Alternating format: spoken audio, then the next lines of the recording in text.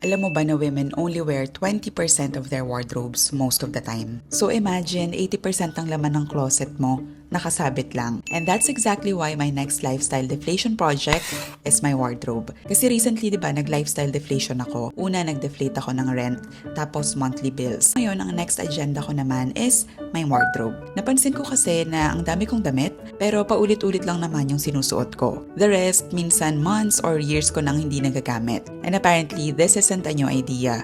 People like Steve Jobs and Mark Zuckerberg were known for wearing almost the same outfit every day. Hindi dahil wala silang pambili, but because it removes decision fatigue. Imagine kasi everyday ilang beses ka nag-iisip, anong susuotin ko? Bagay ba to sa akin? Is this too casual or overdressed na ako? Ang liit na desisyon pero paulit-ulit siyang kumakain ng mental energy mo. So now, I'm building my own capsule wardrobe. Yung mas konti yung pieces pero talagang isusuot mo at pwede mo siyang i-mix and match. I even asked ChatGPT kung ano yung ideal capsule wardrobe para sa weather dito sa Pilipinas. So the idea is to keep pieces that are breathable, comfortable, and easy to mix and match. And slowly, you start letting go of the rest. Ang tanong, kaya mo bang i-let go yung mga damit mo? Kasi,